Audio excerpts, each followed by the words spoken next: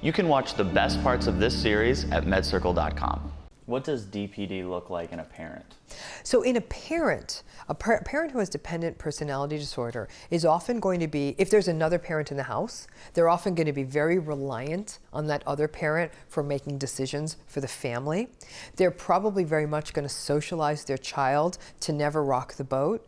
They'll be very, very sort of shy about ever approaching that child's teachers if there's ever a problem. So they're often not very effective advocates for their children because they're so afraid of rocking that boat and making waves. They may actually train their children to be a little bit dependent, you know, that the world's a very dangerous place and you better make sure you fit in, make sure you don't stick out, make sure nobody thinks you're being strange or unusual, so they can really foster that anxiety in their child. So it's, you know, and they also may sort of stunt their own child because they don't want their child to go and leave them on their own. So they may actually make the child quite fearful themselves because they feel you don't want to be out there on your own. It's a very scary world out there. You don't want to go live by yourself. And so that child may internalize that. And I would say a child who has a parent with dependent personality style or disorder, as soon as they turn 18, they're either going to run away as far as they can, or they're really going to stick close for a long time and foster those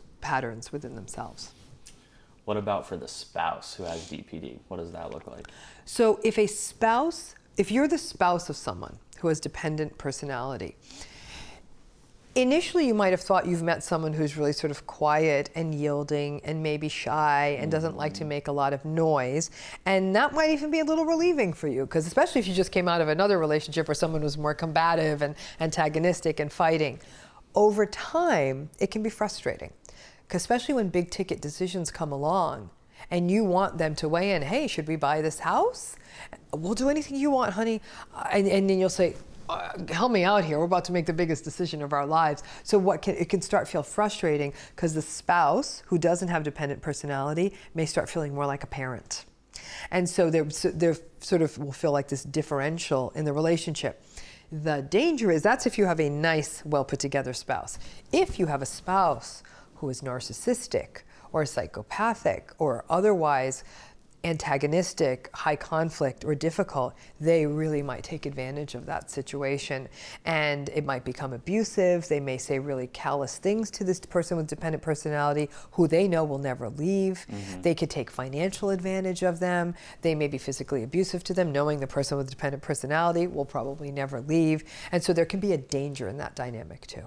Thanks for watching. Your next step is to go to MedCircle.com and finish watching this series. There you can also access other series and get actionable advice and simple explanations. Continue your mental health journey at MedCircle.com, and I'll see you there.